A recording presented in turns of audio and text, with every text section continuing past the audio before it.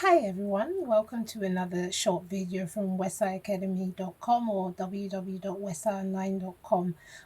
Following on from what I spoke about last week, where we spoke about how you can create star players or how you can extract star performances from your player.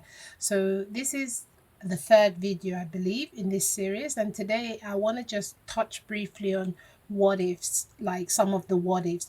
I think that as coaches, as sports team managers, as administrators, etc., oftentimes we focus on um, if only.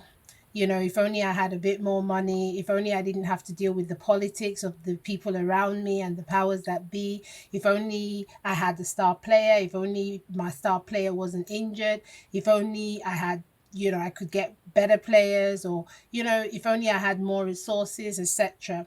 And in my experience of doing what I've been doing for like many years now, and also mentoring coaches, I've kind of learned that what if only, when people say if only, it's a little bit of an excuse. And I guess the seeds for this belief was sown even when, as a player, I can remember when we used to go to games and when sometimes we would lose the game, and some of my teammates would say, "Oh, the referee, we had a bad ref. The ref didn't make."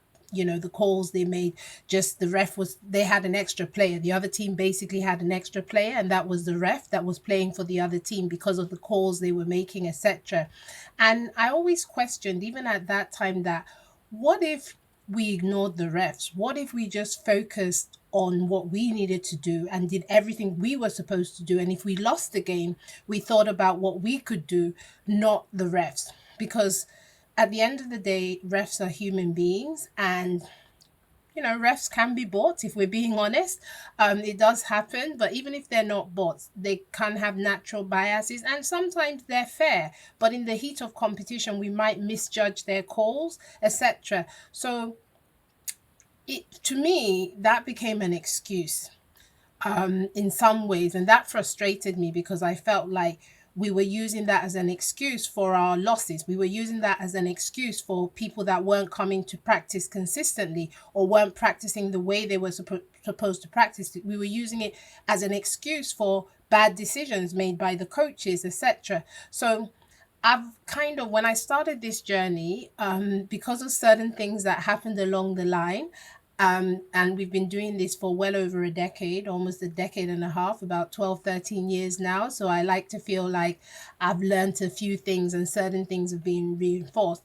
And one of the things I learned, because it hasn't been an easy journey, and one of the things I learned quite early on is that if I focused on if only I had more money, if only I had a godfather, if only I had access to, certain people, etc., the journey would be easier. And maybe in some ways it would.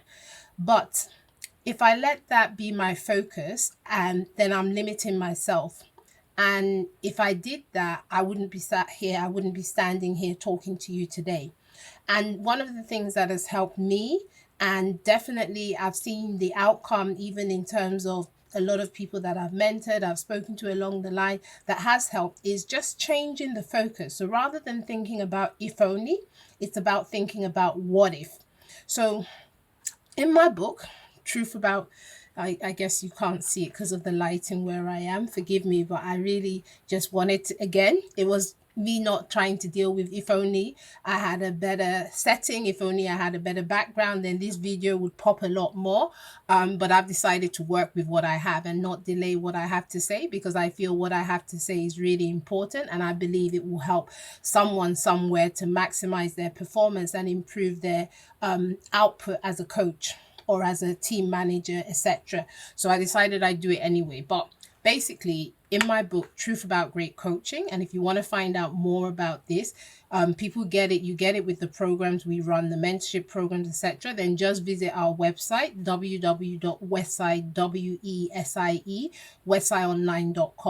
and you'll be able to find out a lot more about the program and the book. But basically, in one of the chapters, I wrote about what if, what if, rather than if only.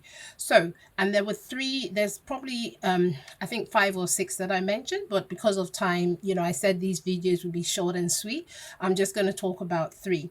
The first one is, what if you change your focus to focusing on change?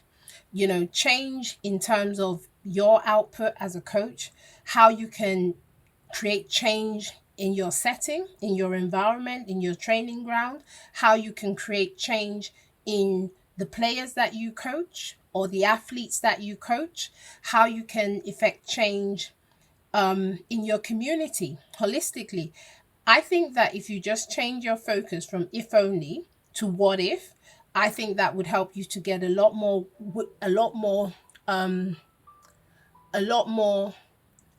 a lot more wins than losses. So if you only you approach the game focusing on your players, preparing your players, your athletes, or for a competition, it could be a race, etc. Focused on change, even if it's little changes. There's a popular saying, "Drops of water fill an ocean." um, if you can focus on that change and those little changes, eventually I believe you'll be able to achieve a lot greater, and you'll go the distance, and what you thought were limitations will almost become catalyst to catapult you into greater things, greater successes, and greater wins. So that's the first one. The second one is, what if you were to create a star athlete? Talent, I'll be honest with you, is not a scarce commodity.